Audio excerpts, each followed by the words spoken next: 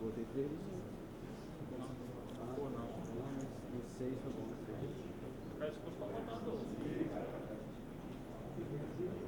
Vai ter 12.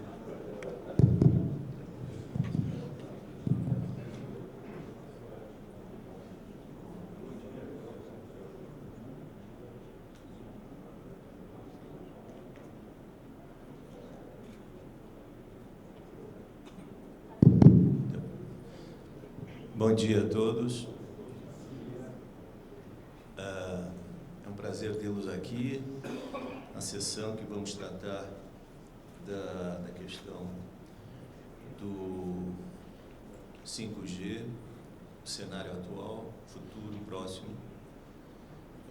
Eu gostaria de fazer alguns comentários iniciais para indicar que nós temos acesso à rede Wi-Fi, painel Telebrasil, e a senha é 2019. Painel Telebrasil, senha 2019. Eu espero que vocês não façam uso da rede Wi-Fi nesse momento, só depois das 10 horas, não, 11 horas. E a gente tenha um bom proveito aqui nessa sessão. Também indico que os vouchers de almoço serão entregues a partir das 11 horas em frente ao painel principal aqui no saguão. Bom, depois tiver algum problema, você fale com o Samuca ou com o Matheus. E os telefones eu tenho aqui se alguém precisar. Eu vou começar a chamar o pessoal que vai nos trazer as informações importantes sobre esse assunto.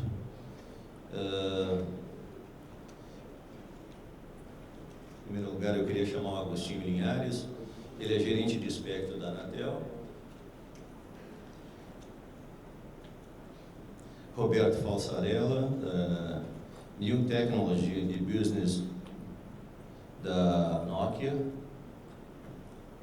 O Francisco Soares, diretor executivo de Relações Governamentais da Qualcomm. Carlos Alberto Camadella, consultor de tecnologia de rede da Claro. E Leandro Guerra, diretor de Relações Institucionais da TIM Brasil. O nosso trabalho vai se desenvolver da seguinte forma. As palestras serão em torno de 12 minutos. Vencido 10 minutos, o palestrante vai receber uma informação dizendo que está se esgotando o prazo. No final das palestras, nós vamos ter uma sessão aí de perguntas e respostas em torno de 30 minutos. Tá? Então, eu queria, em primeiro momento, chamar o Agostinho para fazer um posicionamento em relação à proposta do assunto pela Anatel. Obrigado, Sérgio. Bom dia a todos. Aguarda colocar na tela minha apresentação.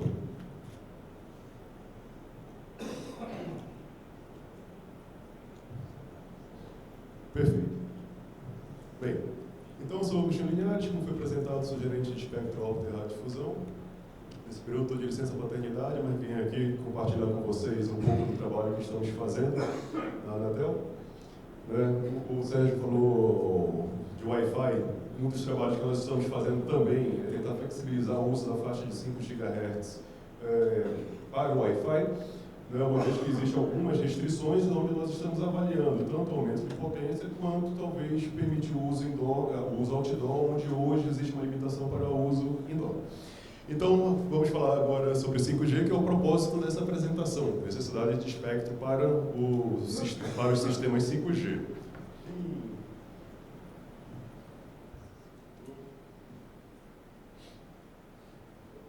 Para onde eu aponto?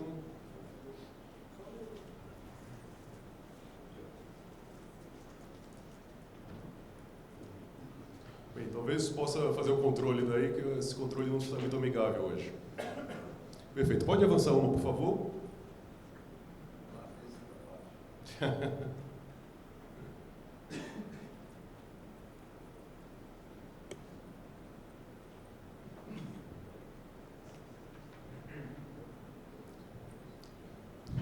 Certo.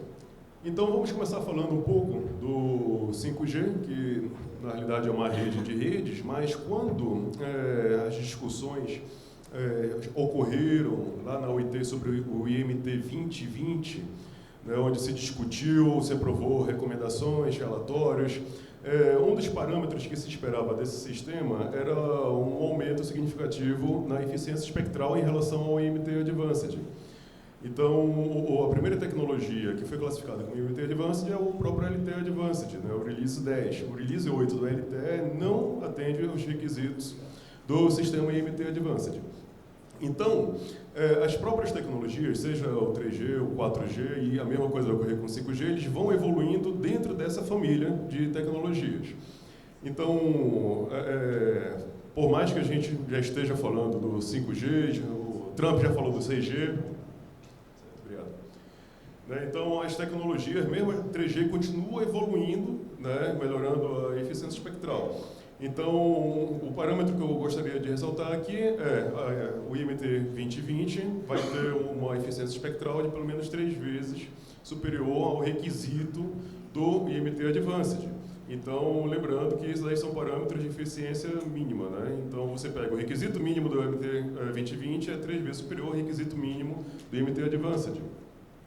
Porém, como a tecnologia vai evoluindo dentro da família, que eu comentei, a gente tem que ter um cuidado muito grande, porque o 5G, que começou com pré-5G em alguns países, já começaram a chamar de fake 5G. Então, nós não queremos que isso aconteça no Brasil. Então, como eu comentei, o 4G ele foi evoluindo, você tem já o LTE Advanced Pro, que algumas operadoras estão utilizando, você tem Carrier Aggregation, de várias portadoras em diferentes faixas de frequência, né, utilizando o FDD. Então, a gente tem que se preocupar que a experiência do usuário no 5G seja adequada para efetivamente ele ter algo diferente, não seja mais do mesmo. E para que a gente consiga isso, necessariamente nós vamos precisar de larguras de faixas superiores ao que nós habitualmente temos tido com os sistemas 4G. Portadoras de 10x10, 20x20, e quando você faz o Carrier Aggregation, por exemplo, vamos pegar 20x20 2,5, com 10x10 e 1.8, com 10x10 e 700 MHz. Então, por exemplo, você pode ter, no final das contas, um 40 mais 40 MHz, 80 MHz no total. Então, a gente tem que ter uma preocupação, porque se você for comparar, por exemplo, se tivesse 50 MHz em 13,5 GHz, de repente a sua experiência no LTE Advanced Pro seria superior a uma experiência do 5G. Então, necessariamente, o 5G, para você ter uma experiência efetiva de 5G, você precisa de uma largura de faixa grande. Então, nós fizemos um exercício comparando, né, aproveitando simuladores disponíveis na internet, todos os endereços o que foram utilizados, as referências do 3GPP que foram utilizadas estão aí, né, e com esse exercício nós comparamos um sistema 5G com diferentes larguras de faixa, numa proporção de 80% fazer downlink e 20% fazer uplink, com um sistema, digamos, comercialmente considerado 4,5G. Né, então, uma modulação 256 km downlink, uplink 64 km. E, fazendo esse exercício, o que nós vemos é o seguinte, que se nós não tivermos uma largura de faixa, por exemplo, de 80 ou 100 MHz, a experiência do usuário no downlink não vai ser algo diferenciado. Isso aqui nós estamos comparando o sistema SISO, né, uma única antena recebendo, uma única antena transmitindo. Evidentemente, as tecnologias permitem MIMO e vai permitir o MIMO massivo. Então, a experiência e o throughput vai aumentar bastante em relação a isso. Mas, considerando um sistema com uma única antena na transmissão e na recepção, nós temos esses parâmetros. Então, um 4,5G com 40 mais 40 MHz, você conseguiria alguma coisa como 200 megabits por segundo no downlink. Se a gente comparar com um sistema de 40 MHz TDD, você vai ter mais ou menos a mesma velocidade. Então, assim, 40 MHz não é uma largura de faixa adequada para o sistema 5G, definitivamente. Temos que falar em coisas bem superiores. e o que é superiores, considerando nessas faixas abaixo de 6 GHz. Temos que pensar em larguras de faixa da ordem de 80 a 100 MHz. E o que os estudos na UIT nos mostram, nos ensinam? Então, existe um grupo de trabalho, que é o Working Party 5D, desenvolveu vários estudos e referências para a gente. Ele mostra o seguinte: olha, no sistema 5G, diferente dos sistemas 4G, onde sobre a necessidade de espectro você fazia uma avaliação sobre a capacidade de rede, o crescimento do tráfego para avaliar o quanto mais de espectro você vai precisar, levando em conta tanto o aumento na eficiência espectral quanto o número de estações rádio base, né? No sistema 5G, a gente tem que levar em conta outros indicadores que se referem à experiência do usuário, principalmente quando a gente está tratando do IMBB, Enhanced Mobile Broadband, que é a banda larga móvel de alto desempenho. Então, nós temos 3 indicadores, né, que precisamos avaliar para dizermos qual é a necessidade de espectro. Um indicador é a experiência do usuário, quando você considera aqueles 5% piores de usuários. Então, assim, você tem um usuário que não está em uma situação muito privilegiada, mas para ele ter uma experiência de 5G, ele precisa de X megabits por segundo. Então, para aquele ambiente onde você tem o seu percentil 5%, qual é a largura de faixa necessária para você garantir uma experiência definida, né, um requisito mínimo para o usuário. Então, esse é um parâmetro, esse é um dos indicadores. Um outro indicador é o tradicional capacidade, sendo que a capacidade considera valores médios, uma vez que você tem um usuário que vai estar perto da estação rádio base, usuários que estarão longe da estação rádio base e usuários que estarão em posições intermediárias. Então, quando você faz uma avaliação em cima de capacidade da rede, você acaba considerando parâmetros médios. Logo, parâmetros médios desses 3 indicadores, ele vai ser o que demanda menos espectro, né? O terceiro indicador é em relação à taxa de pico do usuário. Então, o 5G também tem como um dos parâmetros a taxa de pico necessária. Então, o que seria isso? Eu tenho um usuário que ele está perto da estação rádio base, então ele tem uma relação sinal-ruído privilegiado, e ele precisa de uma transmissão, por exemplo, de 1 gigabit por segundo ou 20 gigabits por segundo. Então, você avalia qual a largura de faixa necessária para conseguir atender esse requisito.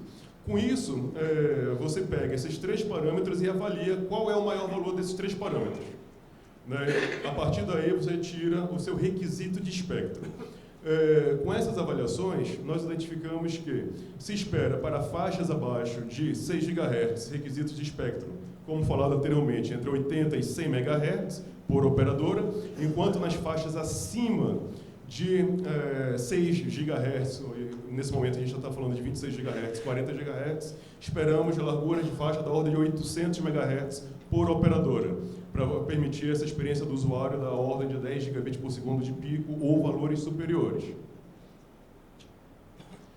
Em relação ao novo espectro, então, o que é que nós vamos ter, né, em um futuro muito próximo? Nós temos, então, o regulamento da faixa 2.3 GHz, que está para ser aprovado na agência.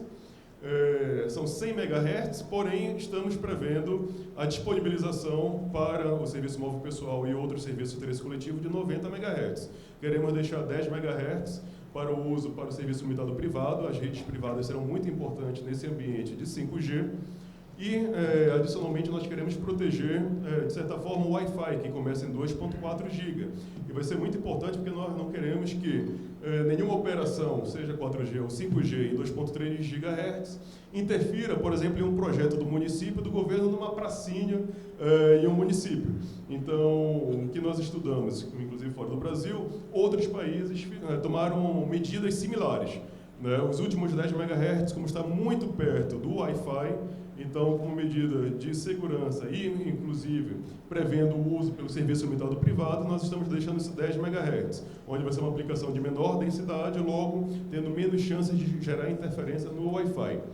Uma outra faixa, que essa é a faixa pioneira do 5G na região abaixo de 6 GHz, é a faixa 3,5, onde nós temos 300 MHz, 3.3 a 3.6 GHz. Outros países utilizarão 400 MHz, Outros países, por enquanto, vão utilizar 200 MHz, que era o caminho onde a Anatel estava seguindo até pouco tempo atrás, e ainda bem que o Conselho Diretor, sabiamente, tomou essa decisão e acrescentou mais 100 MHz, uma vez que efetivamente vai ser necessário, uma vez que nós temos 4 grandes operadoras e temos operadoras regionais também. Outras faixas que estamos avaliando, que estamos trabalhando na regulamentação. Nós temos 1.5 GHz, que já teve, se não me engano, consulta pública, está para ir para consulta pública. Essa é uma faixa que vai ser, preferencialmente, suplementa um downlink, mas estamos avaliando outras formas de uso e de arranjos também para cidades médias e pequenas. Dentro da agenda regulatória, a consulta pública está para o primeiro semestre deste ano e a aprovação final para o primeiro semestre de 2020. Nós temos a faixa 4.8 e 4.99, que já foi identificada na conferência passada, e nós vemos um interesse muito grande de vários países no uso dessa faixa, inclusive a Rússia, que tem somente 200 MHz. Né, de 3.4 a 3.6. Então, eles vão precisar do uso dessa faixa para conseguir utilizar um espectro de forma mais eficiente para o sistema 5G. Então, nós pretendemos utilizar pelo menos parte dessa faixa para futuros sistemas 5G, sendo que temos que avaliar, de certa forma, a proteção da banda C superestendida, que é 4.5 a 4.8. Então, é uma faixa colada, né, quase um TVRO2, o problema que nós temos aqui. Nós temos também enlaces ponto a ponto nessa faixa, que temos que ponderar o quanto vamos precisar ainda para enlaces ponto a ponto, quanto pode ficar para o 5G, e temos aplicações do PPDR, né, Public Protection, Disaster Relief, então a segurança pública e defesa civil, que utiliza de 4.9 a 4.99. Então também nós temos que ponderar o quanto de espectro precisamos para cada um desses sistemas, inclusive já avaliando para essas aplicações de segurança pública, defesa civil, possibilidade de uso para o sistema 5G, porque a regulamentação vigente nessa faixa não permitiria o uso dessas aplicações para sistemas 5G. Nós temos, eu pediria mais 2 minutinhos, Sérgio, só para finalizar a apresentação. Então, em relação a faixas acima de 26 GHz, já teve a decisão do Conselho Diretor também para incluir a faixa de 26 GHz. O que está em discussão na UIT é 24.25 a 27.5 GHz. Mas, nesse momento, nós estamos colocando, né, o que está no Conselho Diretor para avaliação. É uma proposta de 24.3 a 27.5 GHz, são 3.2 GHz disponíveis, né, nesse primeiro momento. E na faixa de 40 GHz, que estamos avaliando ainda, vamos aguardar a decisão da Conferência Mundial de Radiocomunicações, que ocorrerá em Sharm el-Sheikh, final de outubro e novembro desse ano. Existe 6.5 GHz sendo estudados, mas para cá, na nossa situação aqui no Brasil, nós temos que avaliar ainda uma nota de rodapé que existe no Radio Regulations, que é o 5516B, uma vez que existe uma identificação para aplicações de alta densidade do serviço fixo por satélite na faixa de 40 a 42 GHz. Então, nós temos que avaliar como nós vamos fazer esse arranjo total, uma vez que na parte de baixo do espectro, 37 a 40, que vai ser a faixa utilizada pelos Estados Unidos, nós temos muitos enlaces ponto a ponto no Brasil. Então, a gente tem que equilibrar o uso pelo enlace ponto a ponto, que vai ser amplamente utilizado para backhaul. Então, não adianta a gente tirar espectro de backhaul e colocar só o processo do 5G, uma vez que o backhaul via RF ainda vai ser muito utilizado. O 5G precisa de largura de faixa, precisa de fibra ótica, mas você não vai conseguir fibrar um ambiente onde, dependendo do local, se for uma área densamente urbana, você pode ter uma densidade 10 vezes mais estações de radiobase, né, principalmente hotspots, do que nós temos hoje. Então, a gente não vai conseguir fibrar tudo, vamos precisar de muito RF, por isso que esse é um dos trabalhos que nós estamos fazendo. Uma faixa que eu chamo a atenção, que está em estudo, 47.2 a 48.2 GHz, os Estados Unidos já falaram que vão utilizar, então é 1 GHz aí que parece interessante aqui para o Brasil também. Como comentários finais, o Brasil está disponibilizando espectro em momento e quantidade, né, de forma adequada. Nós estamos, de certa forma, liderando na nossa região a disponibilização de espectro. Alguns países já fizeram licitação, outros estão fazendo licitação, mas quando a gente compara com os nossos pares de ondas milimétricas, nós estamos bem na frente, e assim como ocorreu com 700 MHz, eu acho que em ondas milimétricas o Brasil, se não for um dos primeiros da região, se não for o primeiro, será um dos primeiros na América Latina a ter essa faixa. Tem o 3,5 GHz também, que a previsão do leilão é março de 2019, né, que vai vir junto com 26 GB, mas nós já temos equipamentos em 3,5. Em 26 GHz tem alguma coisa saindo, mas ainda é um pouco mais inicial do que o 3,5. Todas as faixas que nós estamos trabalhando na Anatel são faixas harmonizadas, seja de forma mundial ou de forma regional, né, salvo a faixa de 4.8, que são poucos países que ainda têm, mas, como comentei, é uma faixa que está ganhando um momento. Existe uma discussão internacional maior para que essa faixa seja utilizada para o 5G. As decisões da agência têm sido tomadas tendo uma fundamentação técnica por detrás, então, dentro da superintendência, dentro da gerência, a gente tem um acesso muito bom com o conselho diretor, e o Brasil tem um papel de liderança na OIT, nessas discussões de espectro para o 5G, nas discussões que ocorreram no grupo de trabalho que discute faixas para o 5G, e na conferência, da mesma forma, o Brasil vai continuar tendo um papel de liderança nas discussões. Obrigado.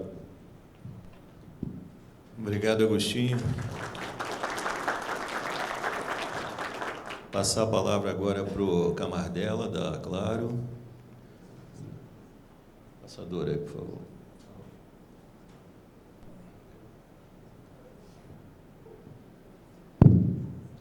Bom dia a todos. Vou esperar aparecer aqui. Bom, deixa eu só fazer um teste rápido. Está passando. Tá. Muito bem. Foi interessante o Agostinho ter aberto o painel, porque a minha apresentação é praticamente um aprofundamento da apresentação do Agostinho. Achei muito interessante esse aspecto de continuidade. Pois bem, o 3GPP dividiu o espectro de frequências para o 5G em duas grandes faixas. A Frequency Range 1, que vai de 450 MHz até 6 GHz, já compõe as faixas atuais para os sistemas 2G, 3G e 4G, e as novas bandas para o 5G com uma faixa de 3,5 GHz, e a Frequency Range 2, que são as ondas milimétricas, de 24,25 até 52,6 GHz. Se a gente olhar com um detalhamento aqui no gráfico, a gente pode ver que quanto mais alta a frequência, mais espectro disponível, a latência tende a ser muito baixa, porém eu tenho dificuldades, né? Eu tenho maior limitação para cobertura, penetração indoor e mobilidade. Quando a gente desce no espectro, reduz a disponibilidade de espectro, né, disponível para navegação, porém a latência também aumenta, mas por conseguinte, a gente tem uma alta mobilidade, maior cobertura e melhor penetração indoor. Uma coisa interessante de reparar é que foi deixado um gap entre a FR1 e a FR2. A banda mais alta da FR1 é a N86 e a mais baixa da FR2 é a N257. Não está aparecendo aqui, mas porque cortou um pedacinho dos slides. Isso foi feito de propósito pelo 3GPP, porque existem algumas propostas de novas frequências para integrar a grade 5G no futuro. Para o WRC 2019, essas propostas não estão candidatas a faixas IMT, são bandas intermediárias entre a FR2 e a FR1, com propostas por Finlândia, Reino Unido, Austrália, Noruega. Então, agora na WRC 2019 serão as faixas para release 16 de 5G, mas pode ser que, no futuro, essas novas faixas, para uma release 17 ou 19, venham a ser integradas como IMT para o 5G. Se eu tivesse hoje uma rede 5G disponível, o que será que o meu usuário hoje espera das redes? O 5G não é só uma tecnologia de rádio evoluída em relação ao 4G. Ele é todo um framework, um ecossistema pensado para ser um viabilizador de novos serviços. Muitos já estão sendo imaginados hoje, né, serviços revolucionários, mas existirão serviços que a gente nem sabe que vão aparecer. Só que hoje, o que o usuário deseja, de tanto que ele ouve falar que o 5G vai ter 10 gigabits de capacidade por célula, vai ter 1 milissegundo de latência, eu vou ter um smartphone que vai se conectar a 1 gigabit por segundo em qualquer lugar, a 150 km por hora num trem. O que ele quer hoje é mais banda, maior franquia, se possível sem franquia, e ele está disposto a pagar um pouco mais por isso. O usuário hoje das redes 4,5G não está muito preocupado com os novos serviços que ainda vão surgir. E, assim, de toda a mídia em cima do 5G, a expectativa desse usuário é muito alta. E atender essa expectativa não é muito fácil se a gente não tiver muito espectro como o Agostinho comentou.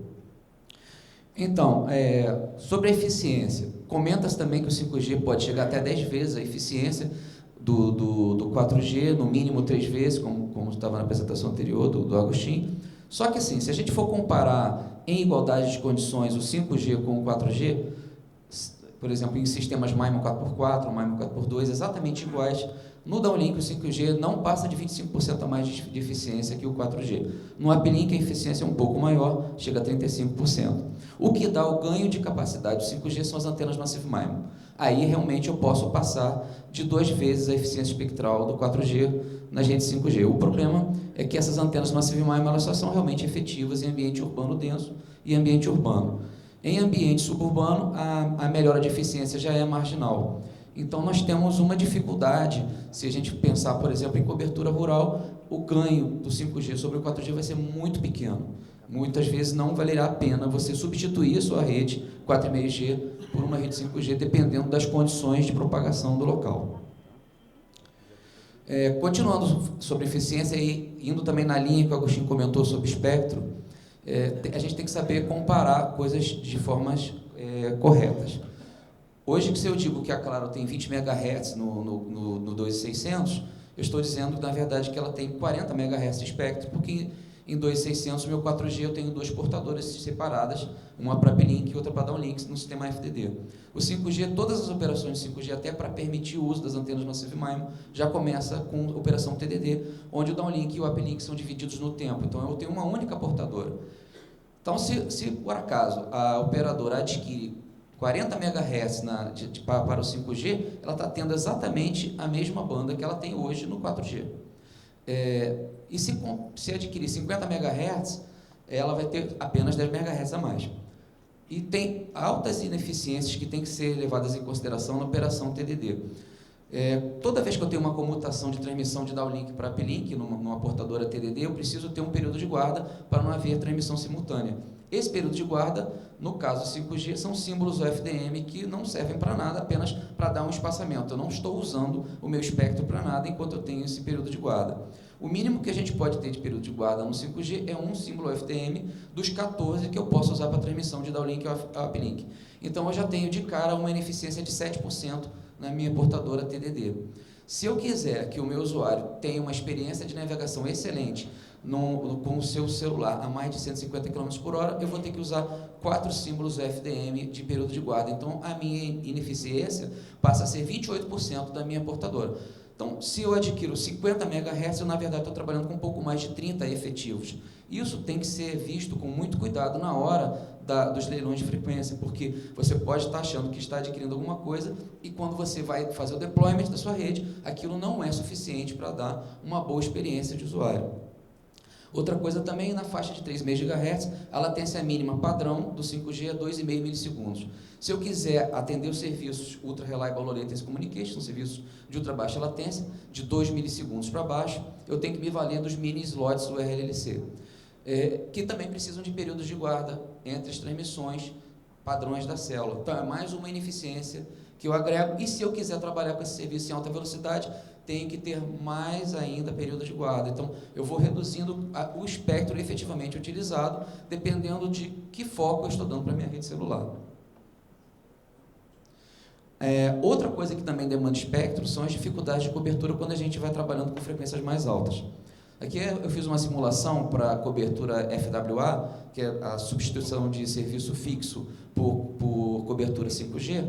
Então, foi um cenário com CPEs, são roteadores com acesso 5G, 2 cenários com antena interna e antena externa. A antena externa fica de fora da edificação, a antena interna é igual aos roteadores Wi-Fi que nós temos hoje, né, aquelas anteninhas. E para 2 tipos de cobertura, em cenário urbano denso e cenário urbano. No cenário urbano, são prédios tipicamente de 10 a 20 andares, cerca de 5 mil usuários por quilômetro quadrado, e nós temos uma cobertura entre 15% a 20% de uma cidade grande como Rio e São Paulo. O cenário urbano denso são prédios de 20 a 30 andares, mais ou menos 8 mil usuários por quilômetro quadrado, e uma cobertura equivalente a 1% a 2% de uma cidade grande como Rio e São Paulo. Comparando com a distância entre sites que nós temos hoje para o LTE em 2600, a gente vai ver o que consegue ser atendido sem ter uma maior necessidade de densificação. Na faixa de 3,5, utilizando antena externa, outdoor, eu não preciso aumentar a minha densificação. No entanto, se eu tiver com as antenas dentro da edificação, CPEs com antenas igual os roteadores Wi-Fi, eu preciso ter 50% a mais de site para ter uma cobertura indoor decente. Se eu for para a faixa de 26 GHz, não tem jeito de reaproveitar os meus sites macro de hoje. É uma cobertura tipicamente small cell. Vale dizer que a gente pode reparar também que na faixa de 3,5 eu tenho uma cobertura no downlink superior à cobertura do downlink do 4G. Por quê? Por causa do beamforming das antenas Massive MIMO. No entanto, no uplink eu não tenho beamforming, então eu não tenho essa melhora de cobertura. Eu tenho a piora de cobertura natural, porque eu estou trabalhando em frequências mais altas.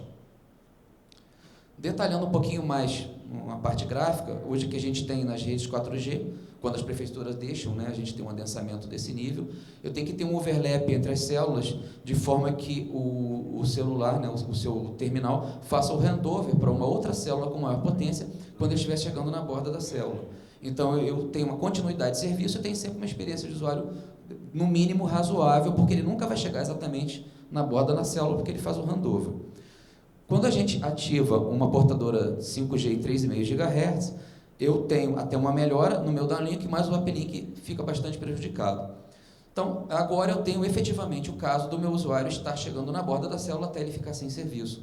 Para mitigar essa má experiência do usuário, eu preciso ter mais espectro. Por exemplo, se eu tenho 50 MHz e esse usuário está conectado a 10 megabits por segundo na borda da célula, se eu tiver 100 MHz, ele passa a ser conectado a 20 megabits por segundo. Então, eu melhoro significativamente a experiência desse usuário. Além disso, eu preciso completar essa minha falha de cobertura, utilizando portadoras de frequências mais baixas suplementares, como o Agostinho comentou, a gente tem os uplinks suplementares e os downlinks suplementares. No caso aqui, a gente trabalharia com uplink suplementar em faixas bem mais baixas. O problema é que essas faixas não têm muito espectro, então eu não vou dar uma excelente experiência para o usuário completando essa falha de cobertura utilizando portadores suplementares, mas é melhor do que não ter nada. Essas portadoras trabalham em kernel agregation com a portadora de 3,5 GHz. A outra opção é também utilizar portadores mais baixos, mas fazer um compartilhamento de espectro com a minha portadora de uplink do 4G. O problema disso é que eu estou tirando banda dos meus usuários 4G, banda de uplink. E aqui é o que a gente efetivamente espera acontecer com as redes 5G. Essas simulações nós fizemos baseadas nas experiências que as outras operadoras já estão tendo com 5G, nas experiências com o IMAX que nós tivemos na época da Embratel, e em simulações mais modernas como o 3D Ray Tracing. Basicamente, a gente pode esperar, numa proporção de 75% de downlink para 25% de uplink, próxima a 80-20, que o Agostinho simulou, algo em torno de 10 bits por segundo por hertz para o 5G no downlink. Nos picos pode passar disso, porque o 5G tem muito mais buffer do que o LTE, mas a gente não pode esperar nada muito além disso. 1.2 gigabits, 1.3 no máximo, de pico, nas condições de RF medianas que nós temos hoje nas redes celulares. Não é que o 5G, como tecnologia, não possa ir além disso. Nós tivemos visita de uma comitiva da Anatel, no nosso laboratório CRT, e o sistema estava, naquele momento, instalado em indoor para os nossos primeiros testes, o sistema 5G, e eu fiz uma demonstração que foi um recorde mundial de velocidade para o 5G na faixa de 3.5 GHz. Nós conseguimos ativar MIMO 8x8, né, 8 layers de antenas, com essas antenas externas ao terminal, estrategicamente posicionadas para a gente conseguir desacoplar os sinais, e conseguimos realmente chegar a 32 bits por segundo por hertz. Com o mesmo sistema, utilizando o mesmo terminal, mas com as antenas internas, ressaltando que todos os terminais 5G hoje em dia só tem 4 antenas para o downlink, não existe nenhum terminal no mercado e não vai existir tão cedo terminais 5G com mais do que 4 antenas no downlink. Eu fui para próximo do setup de teste de interferência, né, com a antena RO que nós montamos perto da unidade móvel, atrás de 2 árvores para ter desvanecimento por folhagem, mais ou menos o mesmo tipo de atenuação que nós teríamos num cenário indoor, e nós conseguimos atingir 890 megabits por segundo no downlink. Saindo de trás das árvores, indo para o estacionamento logo à frente, mais ou menos a 68 metros da antena também, a gente já passava para 1.2 gigabits por segundo. Então, assim, a tecnologia é possível, chegar, né, aos gigabits, mas assim, não vai chegar a 10 gigabits, nem 5 gigabits na faixa de 3,5 GHz. Isso não tem condição prática. Olhando a faixa de 26 GHz, a situação complica um pouco mais, porque se a gente for olhar as simulações do I3E, com probabilidade, né, de trabalhar em MIMO, quando a gente tem line of sight, ou seja, visada direta, nós temos 50% de probabilidade de trabalhar em MIMO 2x2 ou 4x4. No entanto, se a gente tiver visada indireta devido à diretividade dos sinais, a gente já vai ter muito mais probabilidade de nem trabalhar em MIMO. Então, acaba que a faixa de 26 você vai ter, em média, a mesma eficiência espectral do 4G. Exatamente por causa desses problemas aqui, né? Nós temos atenuação por copas de árvores, por folhagem, desvanecimento por causa de chuvas, a gente tem perdas por sombreamento, dificuldades de penetração indoor muito maiores do que as faixas mais baixas, até design dos terminais, porque tem bloqueio das antenas da faixa de 26 GHz nas millimeter wave por causa das mãos e cabeça do usuário, e a impossibilidade de prover grande mobilidade nas faixas das millimeter wave, porque a 40 km por hora eu vou ter pouco mais de 10% da banda no meu terminal que eu poderia prover se ele tivesse estático, né? Na verdade, a limitação para começar a perder banda nas millimeter wave é em torno de 4 km por hora, uma pessoa andando em velocidade alta. Obrigado. Obrigado, Camardela. Na sequência, eu vou pedir ao Leandro Guerra para trazer a mensagem da TIM.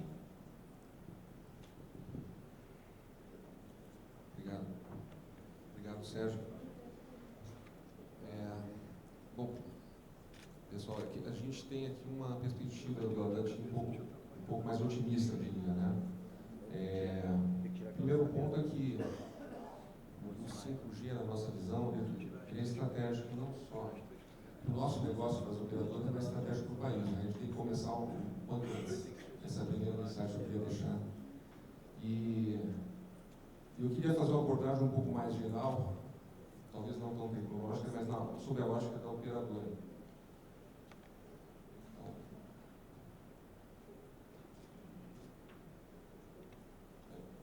Bom, quando a gente olha assim, os nossos desafios são enormes, né? Porque, a gente pega o binômio cobertura e tráfego de dados. Né? A cobertura no Brasil vem evoluindo significativamente. A gente já tem hoje todos os municípios cobertos, né, com 2G pelo menos, uma grande parte, aí, 97% dos municípios com 3G, e 80%, mais de 80% já temos cobertura 4G. Isso significa que as operadoras têm feito dever de casa, elas têm ido muito além das obrigações que a Anatel impôs, né? Do lado do tráfego, esse é o grande desafio que nós temos, né? Porque o tráfego cresce exponencialmente nos últimos anos, nos últimos 7 anos, na ordem de 13 vezes nesse período, um crescimento médio de 45% ao ano, né? Que é praticamente dobrando o tráfego a cada 2 anos. Projetando aqui para 2020 um tráfego de dados médio por usuário na ordem de 6 GB quase, né? Isso nos traz um desafio, porque o crescimento também, a expectativa de crescimento 5G também é significativa, né? A gente vê aqui uma projeção e isso nos acarreta uma grande necessidade de investimento, né? Então, o nome do jogo é investimento. A gente precisa investir nessa infraestrutura para poder dar vazão a essa demanda. E o 5G é muito mais do que uma evolução. Na verdade, é uma revolução. Não é uma simples ciclo tecnológico, como a gente já viu, do 3G para o 4G, em que a gente aumentou o throughput do acesso do usuário. Aqui nós temos uma revolução, porque associado, né, quando a gente pega os 3 pilares do 3G, do 5G, o MMTC, né, que era o Machine Massive Type Communication, onde você consegue fazer uma gestão de milhares, milhões até de dispositivos, isso é uma evolução em relação ao 5G. E num país como o nosso, que a gente precisa, né, ter o agronegócio, por exemplo, conectado, e a indústria 4.0 impulsionada, essa característica é fundamental. O RLC, que já foi comentado, né, que nos garante aqui uma alta confiabilidade e uma baixíssima latência. Então, aplicações críticas, né, elas só vão ser possíveis com essa característica do 5G, que a gente ainda não tem no 4G. E o Enhanced Mobile Broadband, que é uma banda larga, ultra banda larga no móvel, que é uma característica que normalmente as nossas gerações anteriores já traziam, quer dizer, uma evolução sempre nessa capacidade. E quando associado a outras tecnologias que estão acontecendo, inteligência artificial, né, cloud, etc., a gente vê um potencial, uma verdadeira revolução. E quando a gente se pergunta, mas que tipo de aplicação que nós vamos ter daqui a 5 anos, é quase impossível a gente imaginar. A gente consegue ver uma parte do que pode acontecer, mas não consegue ver tudo. Esse gráfico, eu agradeço a Raul, porque eu gosto muito dele, porque ele mostra diversas fases aí do desenvolvimento do 5G, e a fase 1 que a gente está hoje é basicamente em cima mesmo do FWA, que foi comentado, que é praticamente uma substituição, né, da rede banda larga fixa pela rede móvel 5G. E depois passamos aqui pela fase 2, já temos aqui o Enhanced Mobile Broadband, e aí temos um ponto importante, que no final do ano nós temos uma grande conferência da UIT, né, que vai definir alguns parâmetros, especialmente das ondas milimétricas. Isso vai impulsionar aqui a fase 2 e depois a fase 3, quando a gente vai ter finalmente, né, aqueles tipos de aplicação que a gente vê já projetando aí, tipo holograma, né, aplicações de carro autônomo, V2X, etc. E o interessante aqui, quando a gente olha o driver dessas tecnologias, ou desses casos de uso, quando a gente olha o downlink, está muito associado ao vídeo, né? Como é que você recebe no downlink esse vídeo de alta qualidade, de 8K para cima, holograma, essas aplicações estão muito associadas com o vídeo. Quando a gente olha o uplink, o driver é o contrário, a câmera de vídeo, né? Como é que o usuário coloca essa informação na rede, e aqui tem todo um caminho aqui em termos de casos de uso, e por final a latência, que vai realmente transformar a forma da indústria se produzir, né? E aumentar a competitividade dos países, no qual o Brasil deve estar inserido. E aqui, quando a gente olha as fases, que a gente começa de uma forma mais tímida aqui na fase 1, 100 megabits por segundo, velocidade típica, com uma latência ainda mais ou menos compatível com 4G, e essa velocidade vai aumentando e a latência diminuindo nas fases 2 e 3, até chegar aí na ordem de 1 gigabit por segundo, e latências menores de 10 milissegundos, chegando até próximo de 1 milissegundo, que é aqui a internet tátil e as aplicações associadas. Bom, fazendo um parênteses aqui com a IoT, a gente tem um plano nacional de IoT que já está aí na forma há algum tempo, muito bem estruturado, que identificou algumas verticais importantes aqui no Brasil, né? Cidade, saúde, rural, indústria, e algumas horizontais também para serem desenvolvidas, né? Recursos humanos, inovação, segurança e privacidade e a infraestrutura e conectividade. Muitas dessas aplicações a gente já consegue fazer no 4G sem dúvida nenhuma, né? A gente consegue fazer telemetria, conseguimos fazer gerenciamento de frota, monitoramento industrial, mas o 5G ele traz potencializa, né, com as características que eu acabei de comentar, ele traz uma série de inovações com o uso do IoT que vão alavancar a indústria, a produtividade da indústria, do agronegócio, tão importante para a realidade brasileira, e a própria competitividade do país, dos seus produtos em relação aos países emergentes que já estão adotando o 5G. Quanto ao espectro, já foi muito comentado, aqui eu dei uma simplificada, pessoal, assim, até encavalou aqui na primeira, mas assim, são 3 faixas, que a gente, 3 tipos de banda. Aquelas bandas que são as menores, menores de 1 GHz, elas são responsáveis basicamente pela cobertura, a gente destaca aqui os 700, e também tem um uso, que foi comentado pelo Camargo, muito importante, que é no cobrir, né, o uplink das frequências maiores. Nós temos uma banda primária, a primária que vai ser totalmente mais harmonizada, né, que é o 3,5, aqui as suas frequências de manter 6 GB, a importância do 3,5, a gente fica muito feliz quando a Anatel consegue separar 300 MHz para essa banda, ela vai ser fundamental, vai estar totalmente associada aí com o desenvolvimento dos outros países que já está acontecendo. E as bandas mais altas, que já foi amplamente comentado aqui, um destaque aqui para a banda de 26 GB, em que a gente tem mais de 3 GHz de largura de banda, que vai nos dar uma alta capacidade, embora tenha todas as questões aí apontadas pelo Camargo, mas a gente está muito otimista num país como o nosso, que ainda tem muita deficiência de fibra ótica, que essa faixa de onda milimétrica possa ser usada para substituir o Delta TX e também para potencializar o backhaul, né? Aí vamos para os desafios que nós temos, porque não basta a gente pensar só na frequência, né? Nós temos talvez problemas estruturais de infraestrutura muito mais complexos. Por exemplo, as antenas, né? Não adianta a gente ter um espectro suficiente para desenvolver o 5G, porque o nosso desafio é muito maior do que isso. A gente tem um desenvolvimento de tecnologia ao longo do tempo que essa figura aqui que eu procuro ilustrar. Nós começamos com 2G praticamente assim, olhando uma área urbana, precisaríamos só de uma antena, por exemplo, para cobrir essa área, esse bairro, né? Na época a gente só tinha voz, não tinha nem serviço de dados, não era suficiente. Depois nós fomos evoluindo para o 3G, e já começando com dados, a demanda aumentou, uma necessidade, né, de ter mais antenas, e as frequências também começaram a ficar maiores. A gente precisou de colocar mais antenas para cobrir a mesma área geográfica aqui nesse bairro. Com o 4G, a infraestrutura ainda ficou maior ainda, né? Se a gente lembrar ainda que a frequência primária não era o 700, que a gente está adotando mais recentemente, a gente tinha frequências mais altas, né? Então isso nos causou uma necessidade, gerou uma necessidade de muito mais antenas, como está aqui mostrando a figura. E como a gente vê no 5G, a demanda é exponencial. A gente vai precisar de muito mais antenas, menores, é verdade, mas muito mais antenas para poder cobrir a mesma área, especialmente quando a gente pensa aqui no 3,5 GB como a primeira frequência a fazer essa cobertura. Então, o maior desafio que a gente tem hoje, o 5G, além da frequência, é a agilidade e a instalação de novas antenas. E aí a gente enfrenta sérias dificuldades, né? A gente tem leis e normas municipais restritivas, muita burocracia, né? Às vezes a norma até não é tão restritiva, mas a burocracia, o processo é muito burocrático. Isso nos leva a prazos altíssimos. A gente tem situações de mais de um ano, chega até quase às vezes 1 ano e meio de tempo para obter uma licença numa determinada cidade, né? E os custos de licenciamento, às vezes, proibitivos, e acabam inviabilizando a infraestrutura.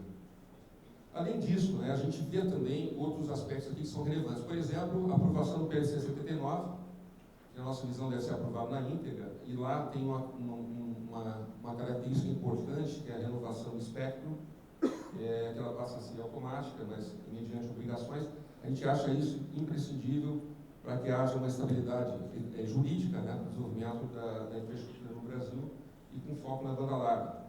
E esse PL está em vias de ser aprovado, ele está hoje, como todos sabem, no Senado, né, estamos com uma expectativa em relação a essa aprovação.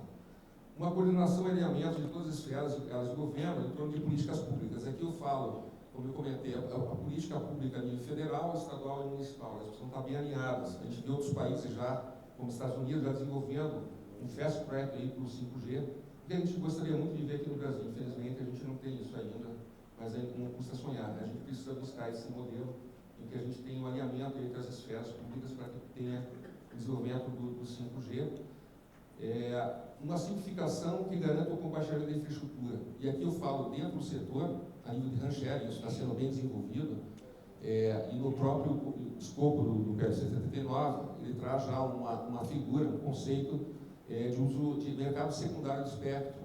Isso é especialmente relevante no 5G, porque o 5G traz com ele uma característica de slicing de rede, em que eu posso desenvolver uma determinada aplicação usando determinados recursos da rede de uma forma muito mais eficiente. Então, eu poderia, por exemplo, estar atendendo um determinado cliente, uma determinada necessidade na indústria, e usando uma parte da minha banda específica para esse cliente, o que o PLC 79 casa muito bem com o conceito aqui do 5G. E o compartilhamento de infraestrutura intersetorial, que é também um dilema, né? Já visto em nossas discussões, de debate, né, com as operadoras, com as empresas concessionárias de energia, em relação aos postos de energia, o uso dessa infraestrutura é vital no desenvolvimento da rede 5G também.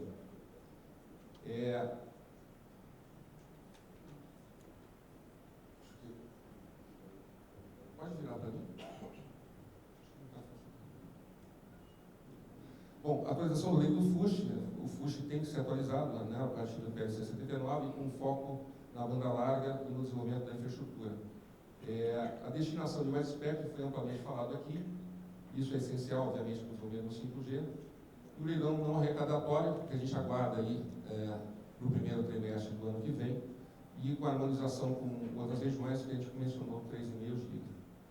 E, finalmente, a redução do FISTEL no machine, que a gente teve uma notícia muito boa, o PL acabou de ser aprovado, né, na comissão. A gente está aqui com a expectativa de que esse FISTEL ele caia, né, seja zerado, para que a gente possa ter um IoT, um ambiente pró-desenvolvimento dessa infraestrutura.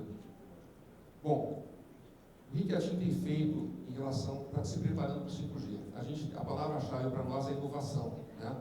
Seja no campo, seja na cidade. Quando a gente olha para a cidade, a gente já, esse mês nós comemoramos o 1000º BioSite. O BioSite é aquela infraestrutura imobiliária urbana que consiste num poste em que a eletrônica fica toda acomodada dentro desse poste, e dessa forma a gente está totalmente harmonizado aqui com digamos, o paisagismo da cidade, e tem até recebido alguns prêmios, né? É uma patente aqui da TIM Brasil, que até exportamos para a TIM Itália. O 4G no campo. O 4G TIM no campo é uma preparação já para o 5G, porque nós temos desenvolvido aqui o Narrowband IoT, e eu estou muito otimista com esse projeto, porque ele usa a mesma infraestrutura que nós temos em 700 MHz, e chegamos a alcançar 100 km de raio com esse tipo de tecnologia hoje, já operando no campo em alguns cases aqui no Brasil já. E uma parte de uma iniciativa, que é um ecossistema chamado Conectar Agro, da qual nós participamos também com a Nokia, né? Em que nós desenvolvemos um ecossistema de desenvolvimento de aplicações e serviços para o agronegócio, em prol da conectividade do agronegócio no campo. Além disso, nós temos uma experiência italiana muito interessante, né? A TIM na Itália já está desenvolvendo as redes 5G, o 5G para a Itália. Nós temos a primeira teste foi feito em Turim. Nós já temos Sanremo, né, ativado, serviço comercial ativado. Em junho já projetamos Turim comercialmente, Roma, Nápoles e Milão. O primeiro país é um país pequeníssimo dentro da Itália, né, que é San Marino, também está coberto com a tecnologia 5G. É o primeiro caso de um país coberto totalmente com 5G. E, por último, né, aproveitando aqui que o César está aqui na primeira fila, fazer um self-marketing, César, do nosso projeto 5G Brasil, em que a gente participa ativamente com as operadoras, com os fornecedores e com a academia, e consiste basicamente em criar um ambiente de discussão, trocar ideias, um ambiente de sinergia no desenvolvimento do 5G no Brasil, e tem se mostrado muito produtivo, né? Nós temos 5 comissões temáticas, uma focada em frequência, a outra em infraestrutura, mais especificamente no backhaul, que aliás é um tema muito relevante. O backhaul, a gente precisa ter uma atenção especial no Brasil, a gente precisa desenvolver, lembrando que 40% das cidades brasileiras não tem rede de transporte de alta capacidade, então isso é um dilema para o 5G.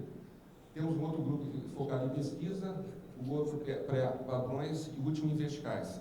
E aqui nas verticais é interessante citar que o Brasil, aqui o nosso grupo, ele criou uma quarta vertical, um foco, né, na área rural remota, na busca de poder influenciar, digamos assim, os padrões com um olhar mais dedicado para a área remota, pela realidade nossa do país, né, 25% do nosso PIB está no agronegócio, então a relevância é evidente, né?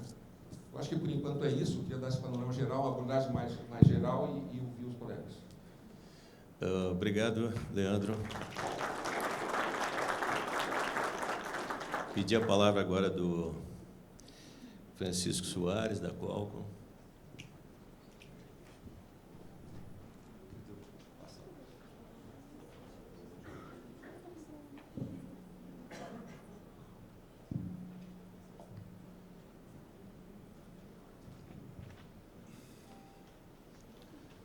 Bem, bom dia a todos.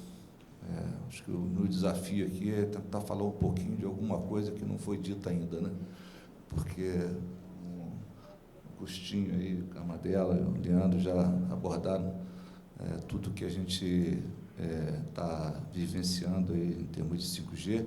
Eu vou tentar ver se consigo trazer alguma coisa inovadora aqui para a discussão. Eu acho que esse vai ser o meu desafio, né? Mas aí falando de como é que passa isso aqui?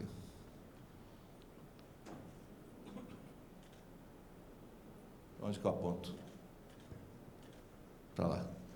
Ok. Bom, então, assim, só para começar contextualizando aqui, nós estamos evoluindo aí de um 4G para um 5G, né? E o que traz isso de fundamental, de novo, né, em relação ao que a gente tem agora, né? E que é importante a gente ressaltar, né? Quando a gente fala que a gente está vindo para um 5G, está vindo para uma tecnologia nova, né, disruptiva, e que tem 2 características que eu acho que são fundamentais nessa discussão toda. Primeiro é conseguir chegar a baixas latências, né? Tem várias aplicações dentro que estão surgindo aí que vão necessitar baixa latência, principalmente quando a gente fala de indústria 4.0, né, e outras coisas. Então, a gente consegue chegar no 5G a coisas de 1 milissegundo, né?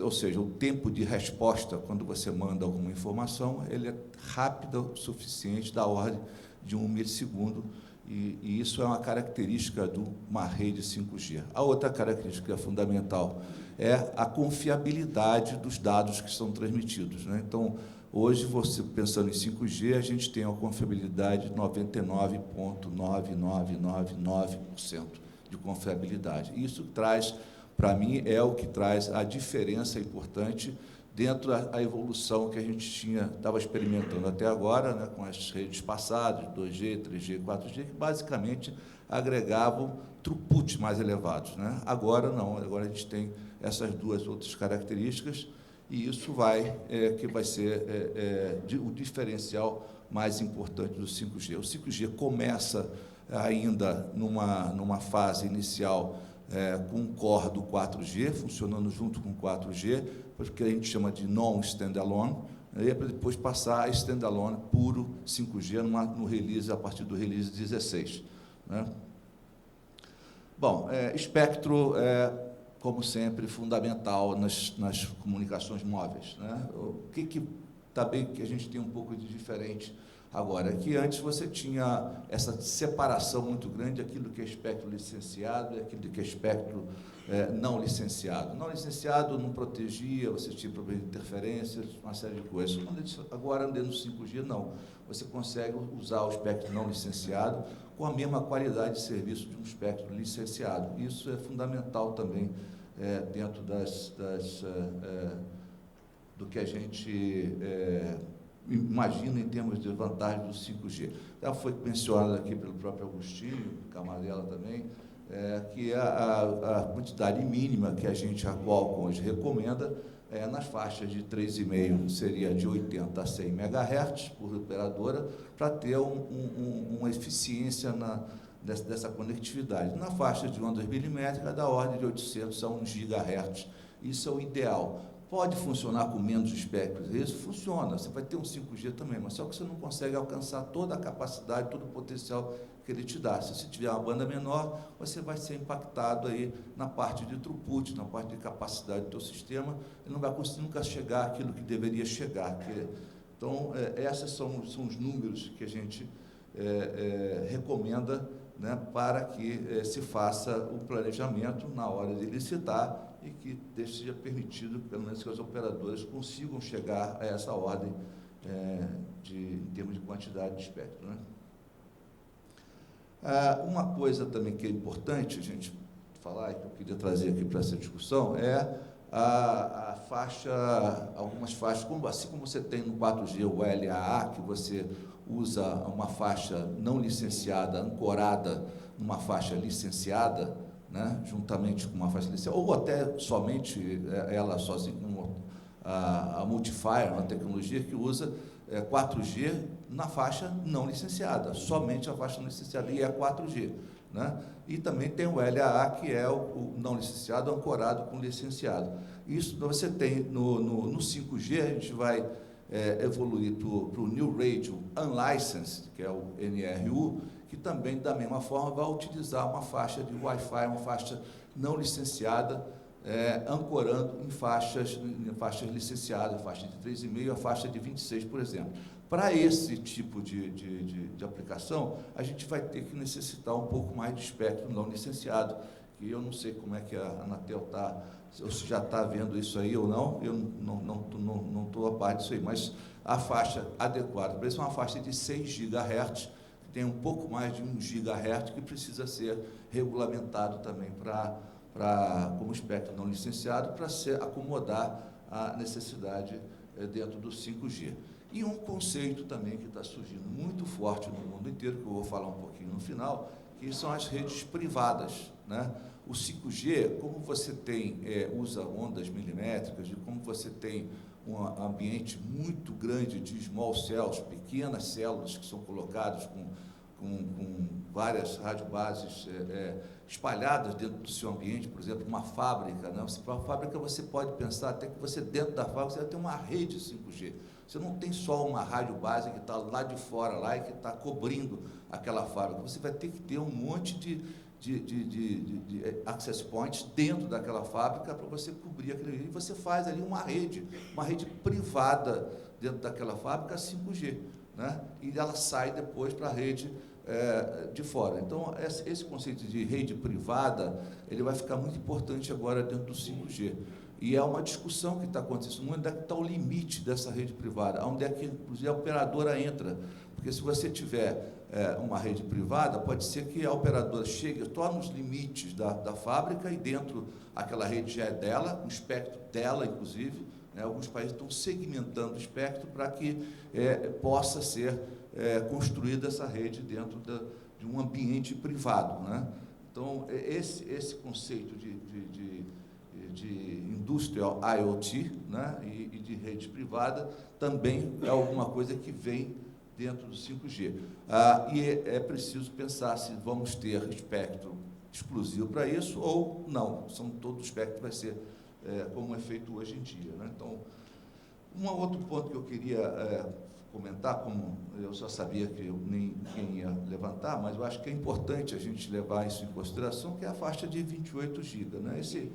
Esse esquemáticozinho que a gente fez mostra, pelo menos vai ter a bandeirinha dos Estados Unidos ali, é a parte de 28 e 26 GB, onde que os Estados Unidos vai começar a implementar. E 28 GB na parte de cima, lá, é um bloco que está sendo já utilizado para sistemas 5G, né? E agora, recentemente, está sendo licitado aí a parte mais embaixo, que é o bloquinho também dentro da faixa de 26 GB. Né? Então, você tem, e uma outra característica interessante é que o 26 GB e o 28 GB, no meio ali tem uma interseção dos dois. Né? Se você pensar em 28, 26 ele vai até um ponto, o 28 começa um pouco antes. Então, tem uma superposição das faixas ali existentes. Se a gente olhar ali o que o Brasil está imaginando, aí, que a comunidade europeia, então a Europa está apoiando o 26 GHz, os Estados Unidos começou lá em cima com 28, não só os Estados Unidos, mas como a Coreia e o Japão também, né? E nós sabemos que temos umas dificuldades aqui no Brasil, porque a faixa de 28 GB é atribuída para sistemas satélites, mas ela é exclusiva para satélites apenas naquele trecho cinza que está ali. Né? Então, aquele trecho cinza ali mais embaixo, é a parte onde há exclusividade para sistema de satélite. Mas aqueles amarelos ali que estão tanto na parte de baixo como da parte de cima, hoje estão atribuídos também para sistemas móveis e poderia ser utilizado em compartilhamento com o sistema de satélites. Nós, inclusive, a Qualcomm contratou um estudo para o CETUC para mostrar exatamente as condições de compartilhamento desse espectro, mostrando que é perfeitamente possível de compartilhar esses espectros, e a gente gostaria realmente que isso fosse considerado dentro aqui no Brasil, como futuro uso também dessa faixa de 28 em compartilhamento com o sistema de satélite. Potencial utilização agora mais próxima, né, seria esse amarelinho de baixo, né, que você juntaria com a faixa de 26 GB e conseguiria ter a mesma sinergia, né, que já existe hoje no mundo em termos de 28. Não tenho dúvida que a quantidade de dispositivos móveis, a quantidade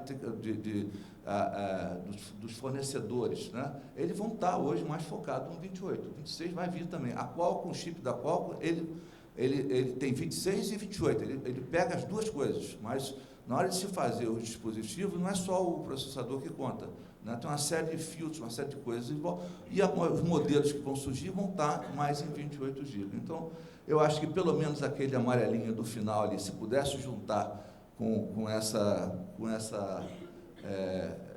licitação que vai ocorrer, seria muito importante, né? Então, aí tem algumas informações sobre o que está sendo feito nos países da Ásia, né, e nos Estados Unidos, né, a prioridade que deram para essa faixa de 28, né, e como é que está o Brasil, aí a gente colocou essa flexibilidade aí que daria realmente um potencial muito maior ao 26 GHz, se a gente tivesse isso disponível. Se a gente quisesse chegar até 29.9 ali, na faixa de 26 GB, estendendo até 29.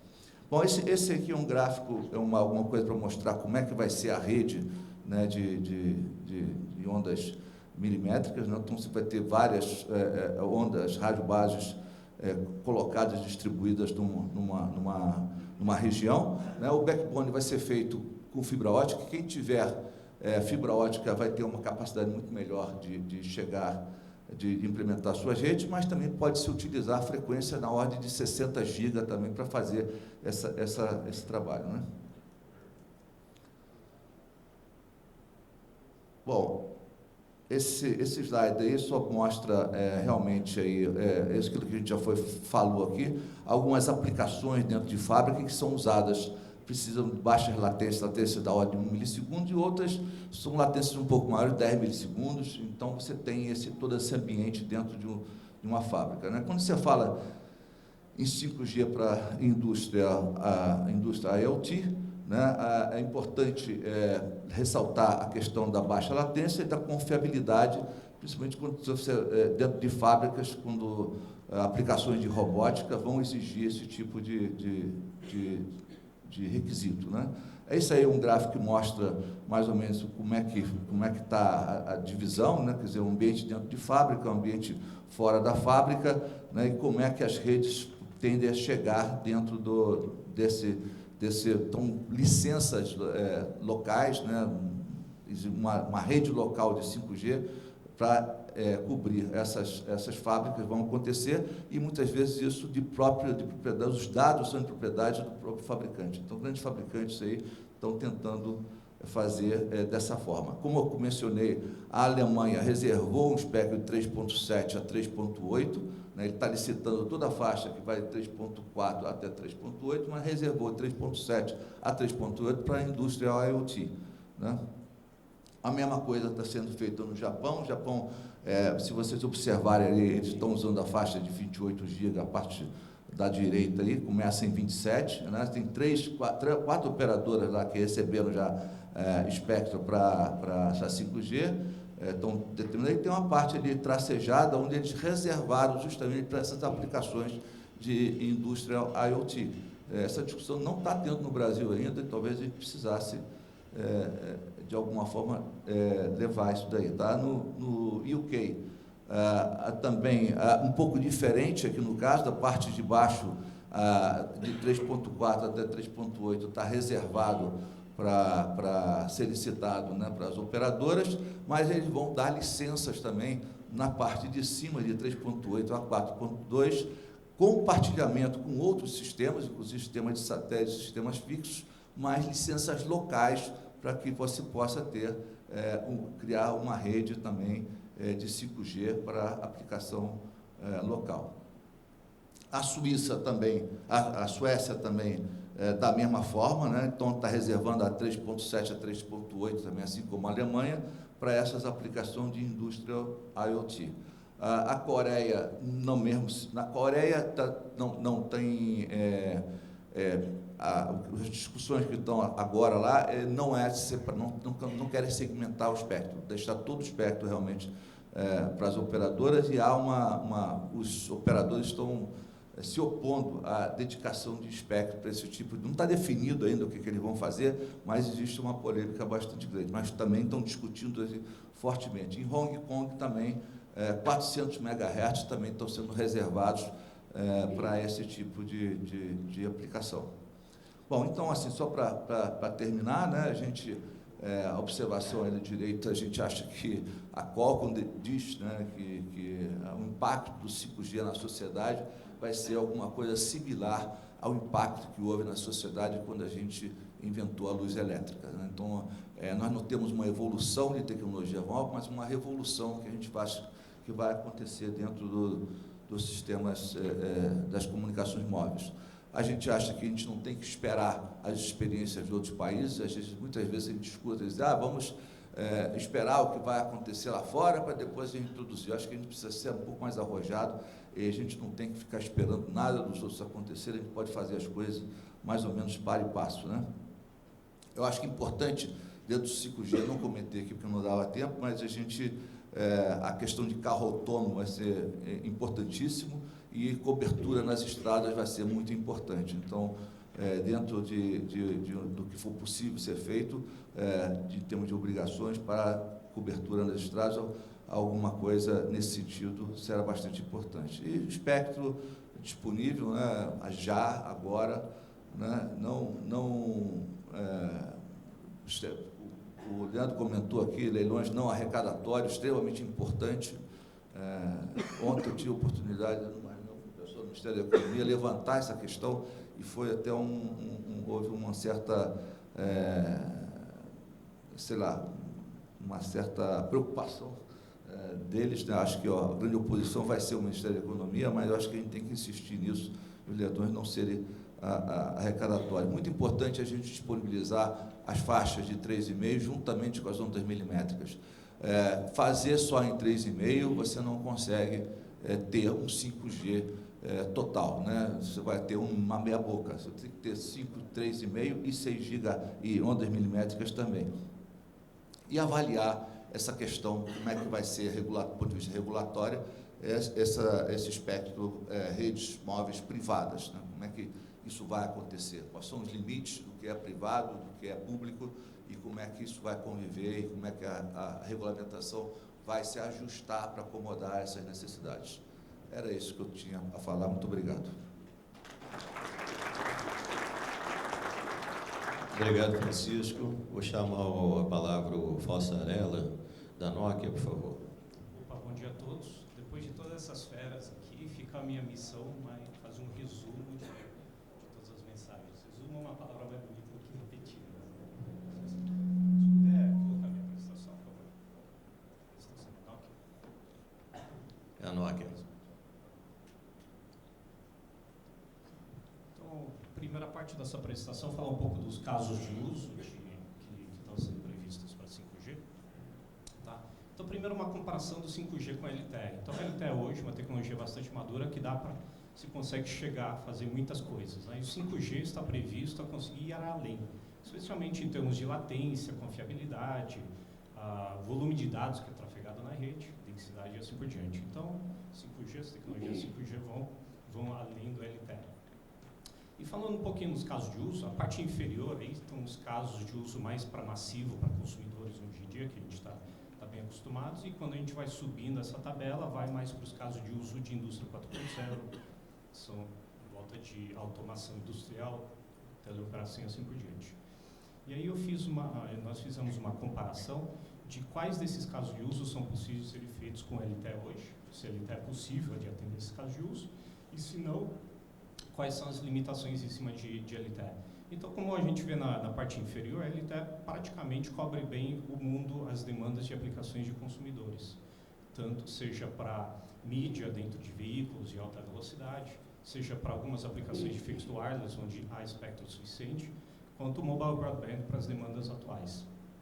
Para a parte de consumers, a LTE só não atende muito bem quando há eventos grandes, onde há muitas câmeras, muito upload de informação, né? Então, muitos usuários estão jogando para a rede algum vídeo local, e também a parte de latência. Então, até hoje em dia a gente não vê muito replays ou conteúdo de vídeo dentro de um estádio, dentro de uma arena, sendo propagado devido à latência, né? O tempo de latência é muito alto, então a experiência do usuário é muito ruim.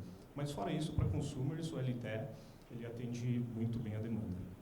Só que o 5G foi previsto, foi projetado para também atender demandas de confiabilidade e latências baixas que permitem essas aplicações mais no sentido das verticais, indústria 4.0 e assim por diante, onde você precisa de latências melhores, tá? e throughputs no uplink. Não dizendo que o LTE não tem um throughput no uplink bom, é que o 5G vai ter espectro novo, então o throughput no uplink do 5G será espetacular. Então, se a gente for entrar um pouquinho em cada uma desses enablers, a gente vai fazer uma comparação aqui do 5G em termos de latência, cobertura e capacidade. Primeiro momento está a latência. Então, a latência que o 5G está projetando permite casos de uso industriais de ultra baixa latência. Então, aqui fazendo uma comparação de quanto de latência tem na interface aérea de uma tecnologia 4G com algumas faixas diferentes 5G. Interessante que, dependendo da faixa, da banda que é utilizada em 5G, a latência é menor ou maior. Tá? Então, as ondas milimétricas, por exemplo, devido ao ciclo por segundo, que é do TTI que é enviado, a latência é extremamente baixa, onde você pode realmente fazer aplicações de indústria 4.0, como o caso que o Francisco citou de casos privados, né, de automação industrial. As faixas mais baixas de FDD, low bands, né, de 5G, que vão ser feito em algum momento, algum refarming de 4G para 5G, a princípio apresentam latências mais altas, mas há várias técnicas entre o Release 15 e 16, como por exemplo o que o Carmadella explicou, o conceito de mini slots, mesmo nessas faixas baixas, onde você vai ter um TTI baixo, então você consegue também, em detrimento da eficiência espectral, você consegue atender a aplicações de baixa latência. Então o 5G foi projetado para isso. Mas o importante notar que não é só na interface aérea que a gente precisa tomar cuidado para apresentar uma latência baixa para uma aplicação fim a fim. Tá?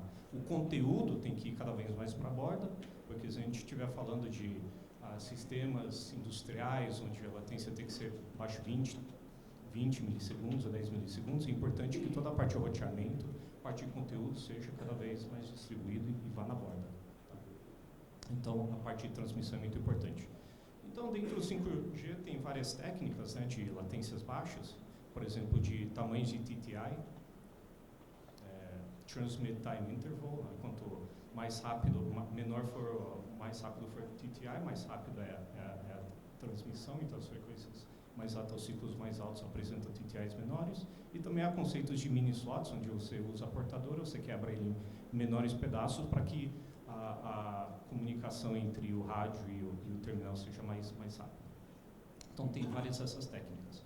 Mas não só isso, né? Se a gente continuar com uma arquitetura que é hoje, de uma rede LTE, por exemplo, onde toda a parte de roteamento é feito no packet core, que pode ficar a centenas de quilômetros de distância, é importante a gente pegar pelo menos algumas funções desse user plane do packet core e distribuí-los para levá-los mais próximo da ponta.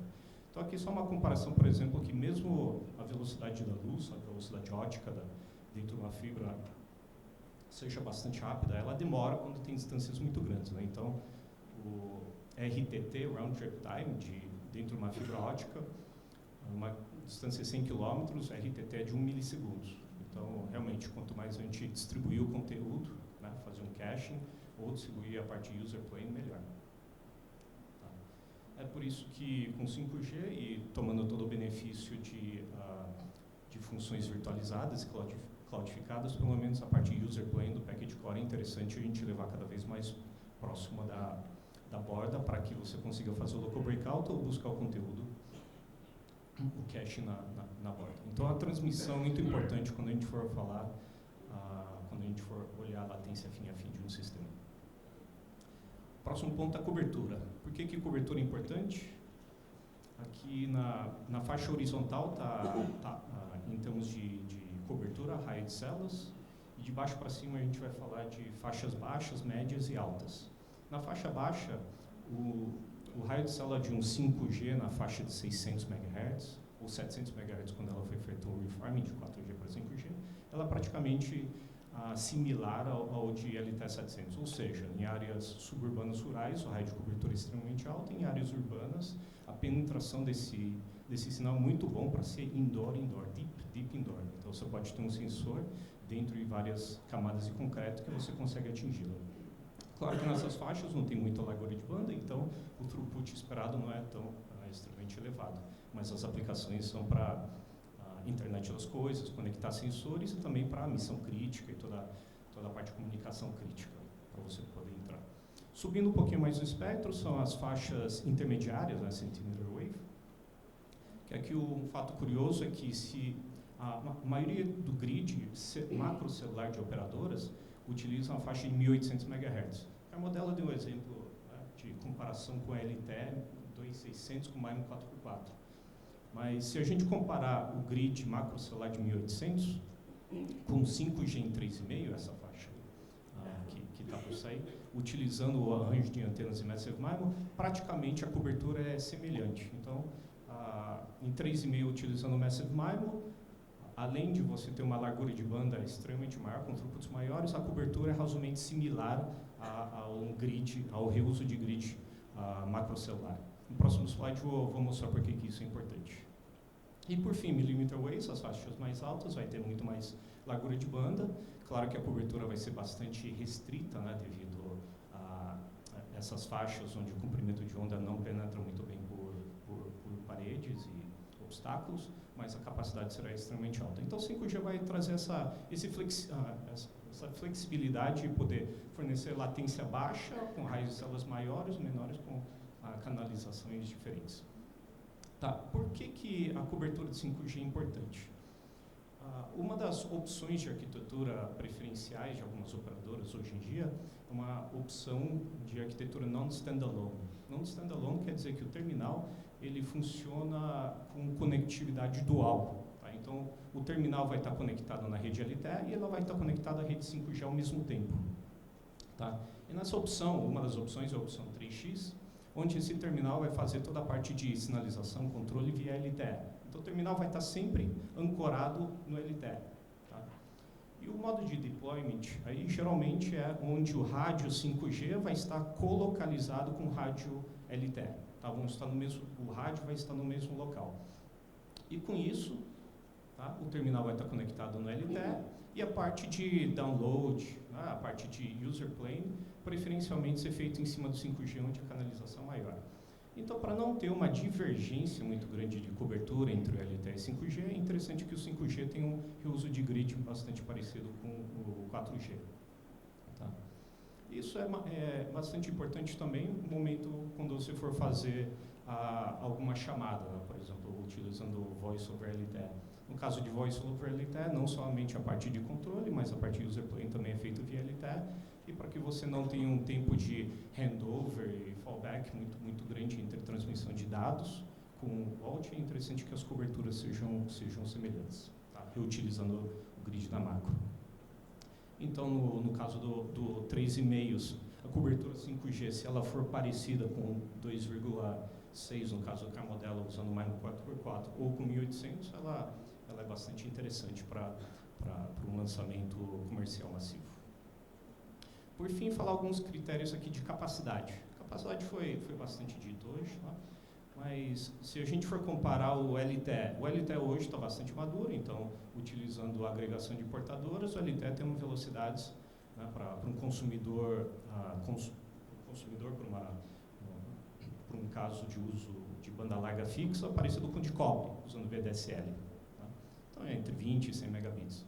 Claro que o cobre tem várias tecnologias do cobre que estão em constantes evoluções, que essas velocidades aumentam com vectoring, com VBLU, GFast, várias formas aí de modulação e largura de banda diferentes. Mas o LTE praticamente hoje tem velocidades equivalentes ao cobre. E o 5G vão ter velocidades equivalentes ao de fibra, seja fibra ativa ou fibra passiva. Né? Então, as fibras passivas do FTTH utilizadas hoje em dia são fibras de acesso que são compartilhadas entre vários assinantes, que dependendo do split ratio, você vai ter uma velocidade por residência entre 100 a 1 gigabit. O 5G vai ter velocidades muito parecidas com isso. Né? Então, velocidades de 5G muito parecidas com de fibra. Então, é importante notar aqui que, se na interface aérea a gente vai ter uma canalização bastante grande por célula, a gente precisa ter uma transmissão bastante elevada também. Então, agora, o backhaul chegando até o site precisa ser múltiplos de 10 gigabits por segundo. Né? Então, a gente tem que também tomar cuidado não só no aspecto de latência, mas também no aspecto de capacidade do backhaul. E por fim, um slide de resumo de acho que praticamente tudo que foi dito hoje. Então, nas faixas baixas de frequência, o interessante é que você vai ter uma cobertura extremamente grande. Aí na coluna de cobertura são alguns exemplos de cobertura para áreas urbanas e densurbanas. Tá? Então, não quer dizer que em área rural a gente vai ter só levemente acima de 1 km de cobertura. Então, nas faixas baixas, usando 5G, é possível ter uma cobertura deep indoor, então de realmente conectar os sensores e dispositivos que estejam dentro de edificações, bastante importante. Nas faixas baixas, é interessante que em algum momento futuro vai ter o refarming entre o 4G para 5G, e alguma das faixas, né, como por exemplo 1,4, 1,5 MHz, né, como o Agostinho sinalizou, é uma faixa interessante para SDL, né, suplemento ao downlink, né, porque no downlink, nessa faixa, ela tem uma cobertura parecida com o uplink do LTE, então ela pode se complementar, bastante interessante. Nas faixas intermediárias, o que sairá primeiro, né, o que será mais comum no 5G mundialmente falando. O interessante é que algumas dessas faixas pode ser, o grid celular, macrocelular pode ser reaproveitado, tá, fornecendo, além disso, um throughput bastante grande, tá, e tomando, né, suprindo a debilidade que o LTE tem no uplink. Tá. E nas faixas altas, né, mais para frente, com standalone, com arquiteturas, é possível realmente ter hotspots e algumas aplicações específicas de automação industrial, de baixa latência, tudo isso. Claro que aí com células menores, né, mas realmente com throughputs bastante elevados e com latência baixa. Então esse é o resumo e...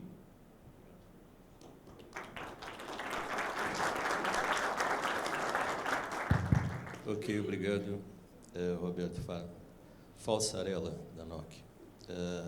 Nosso tempo está esgotado e cabe uma série de questões aqui, né? Eu gostaria de saber se a gente pode avançar mais uns 15 minutos para dar tempo. Eu queria fazer algumas considerações. Uma, a questão, o nosso cliente, futuramente, ele vai questionar, o meu plano de serviço tem que latência? Vai deixar de falar de taxa, de velocidade, mas sim de latência, né? Essa vai ser a grande demanda, né, com a tecnologia 5G. O outro ponto que eu queria colocar é o seguinte, que nós defendemos, as prestadoras defendem, dentro da definição de IoT, que é uma infraestrutura e nela cabe redes privadas, redes públicas mas, por outro lado, a gente entende que não deve ter frequências específicas para aplicações internas dentro de fábrica ou coisa assim, mas sim frequências para aplicações do serviço móvel de um modo geral, né? Contrariando o Chico aqui. Bom, eu queria primeiro perguntar ao Agostinho, e abrindo a questão das perguntas, posteriormente passar para o Camardella, a questão do nosso cenário nacional, tá certo? Hoje nós temos em evolução uma licitação, eu queria saber do Agostinho quais são as frequências que estarão previstas no edital de licitação de 2020, março de 2020. Se é possível ele adiantar para a gente. Eu só queria dizer que o Felipe já falou sobre esse assunto na Câmara dos Deputados na semana passada, então ele fica com liberdade para falar aqui para a gente. O outro ponto, o Camardella, ele participou até sexta-feira passada dos testes de 3,5 lá no CRT da Claro, em conjunto com as operadoras, o pessoal do Sindichat e mais a televisão, e liderados pela Anatel. Eu queria saber, de antemão, se ele tem a possibilidade de adiantar a percepção dele sobre esses testes, tá? Eu queria passar a palavra para o Agostinho, em primeiro lugar. Obrigado, Sérgio. Bem, essas informações, de certa forma, já foram anunciadas, informadas, então já são informações públicas. Nós temos, então, em 700 MHz um bloco de 10 mais 10 MHz, nós temos em 2.3 GHz 90 MHz TDD que serão licitados, temos 300 MHz de 3.3 a 3.6 GHz e na faixa de 26 GB serão 3.2 GHz, de 24.3 a 27.5 GHz. Então, esse conjunto é que estará na licitação de março de 2020. Obrigado. Mas uma coisa que eu esqueci, é arrecadatório ou não é? Bem, o presidente Leonardo Euler já informou que não é a intenção da Anatel que seja arrecadatório. Então, vamos trabalhar nessa direção. Ok, Camardella. Está funcionando, como o primeiro site 5G outdoor na América Latina estava sendo montado no nosso laboratório, para os nossos testes internos, nós oferecemos a estrutura do CRT, o nosso laboratório na Ilha do Fundão, para os testes de convivência com banda C. Foram feitos vários pré-testes, até que os testes oficiais acontecessem. Então, quando os testes começaram, nós já sabíamos o que íamos encontrar. Eu vou falar a minha visão como engenheiro, não a visão política ou o que a Claro deseja. Eu vou falar o que eu encontrei nos testes.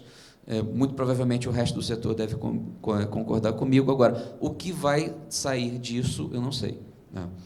Enfim, para o setor profissional, né, as emissoras de TV que utilizam antenas profissionais com 2,30 metros de diâmetro, os LNBs desacoplados, né, não é um LNBF como o sistema residencial de TVRO, eles podem inserir um filtro, um filtro passa-banda de altíssima qualidade, que hoje em dia é usado em radares militares também, e o problema está resolvido. Então, a gente pode ativar o 5G com a potência máxima, a gente testou até 53 dBm de potência, não teve nenhuma interferência no sistema de recepção de banda C e banda C estendida profissional, utilizando a correta filtragem.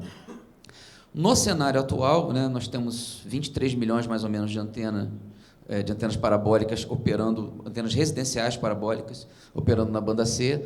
30% dessas antenas estão em centros urbanos. Então, na pior das hipóteses, nós teremos que mitigar cerca de até 6 milhões de antenas no início das operações do 5G. Basicamente, a ideia seria trocar os LNBFs, que não possuem os devidos filtros, né? A culpa não é do sistema IMT, a culpa é do legado, que, quando foi produzido esses equipamentos, eles não foram dotados dos filtros para não serem interferidos por qualquer emissão de rádio fora da sua faixa de trabalho. Então, é um problema histórico, né? Antigamente não tinha nenhum sistema de rádio interferindo nessas antenas, então, para ficar mais barato, a indústria simplesmente fez o mais simples possível. E, com o passar do tempo, a coisa foi piorando, porque as antenas foram encolhendo para ficar mais baratas, foi-se aumentando o ganho dos LNBFs, e, no final das contas, você tem o sistema no limite do que você pode ter para receber o sinal satélite de qualidade. Se você insere um filtro ainda nesse sistema, você piora mais ainda. Às vezes, você simplesmente perde o sinal, ainda que não tenha nenhum sistema interferente perto. Então, assim, mas o legado, na maioria das vezes, é alguma coisa de um pouco melhor do que isso.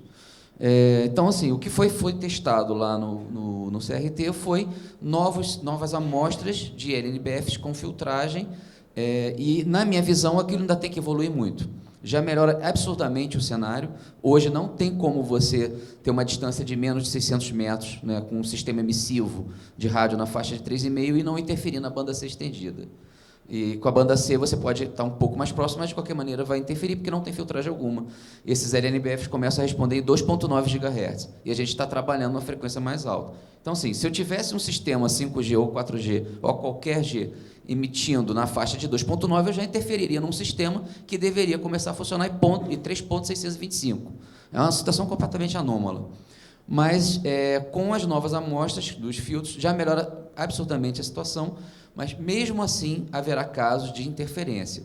Eu acredito que, melhorando essas amostras, usando circuitos mais elaborados e filtros melhores, de 3, 4 polos, em vez de filtros de 2 polos que estavam sendo usados, teve até LNBF com filtro de 1 polo, então a curva de atenuação, né, o slope dele não é suficiente, a gente até deixou para lá o teste com essa amostra.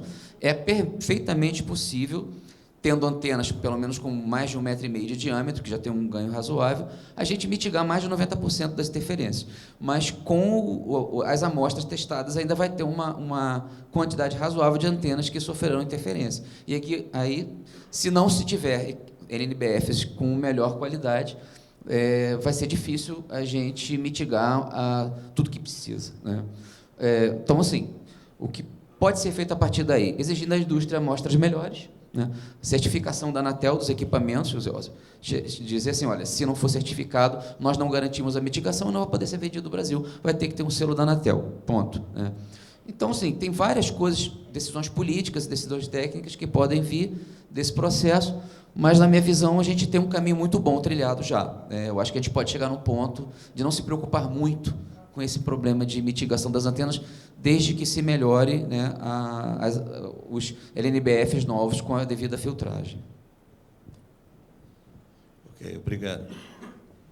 Eu acho que você me citou, eu tenho direito de defesa. Não, mas é só para dizer que eu não estou defendendo espectro, segmentação de espectro para vertical. A minha intenção aqui foi trazer uma discussão que está acontecendo no mundo e que é legítima, e que talvez a gente tenha que de alguma forma, endereçar isso, né? E isso tem um tema que o pessoal chama de Spectrum for Verticals, né? Isso está acontecendo forte, está ganhando muito chão, né? E a gente precisa pensar nisso daqui. Essa ideia, talvez não precise ser segmentado o espectro para você ter você ter isso aqui também.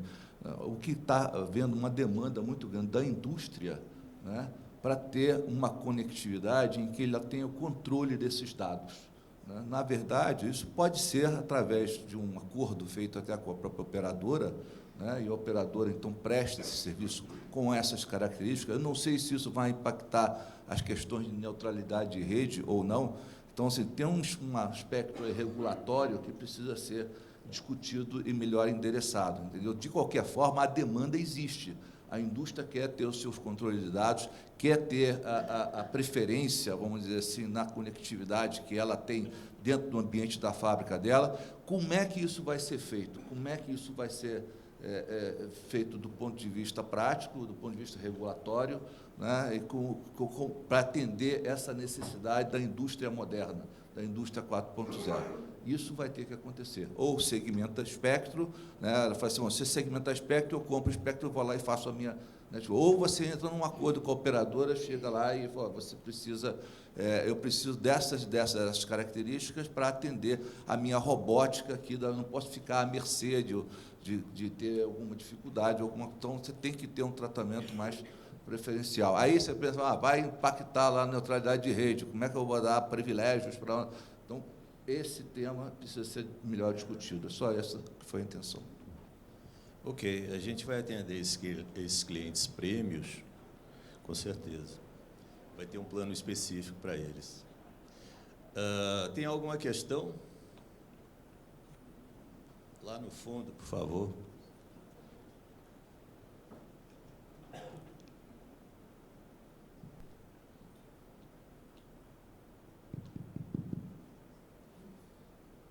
Bom dia, eu sou o Vitor do Exército Brasileiro.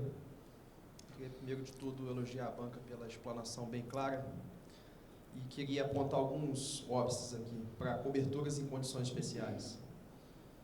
Localidades que têm dificuldades de implementar torres metálicas, seja por políticas específicas ou por falta de infraestrutura.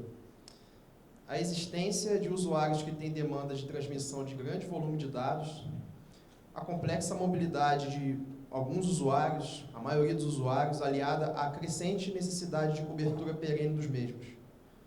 A existência de eventos de curta duração em localidades imprevisíveis. Uma possível solução: veículos aéreos não tripulados movidos a combustão, já existe. Soluções modernas em energia, inteligência artificial e pesquisas correlatas ao tema, né? Isso tudo nos dá a ideia de veículos autônomos que também podem servir como estações de rádio-base.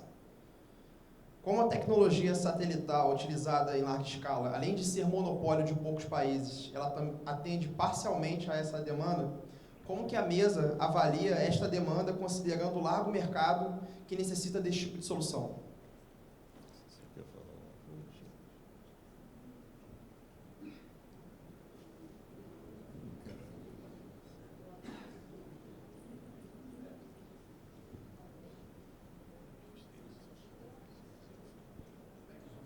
Bem, acho que, não sei se eu entendi exatamente qual é a preocupação ou a demanda aqui, mas, assim, a gente vê como todas as soluções tecnológicas que existem hoje em dia, elas vão continuar acontecendo, elas vão continuar existindo. Então, cada uma com as suas características, né, dentro das suas características, vão continuar provendo as suas conectividades e os seus serviços, né? O 5G, ele tem aquilo que eu comentei aqui, a questão da confiabilidade, né, que atingir esses 99,999%, e a baixa latência.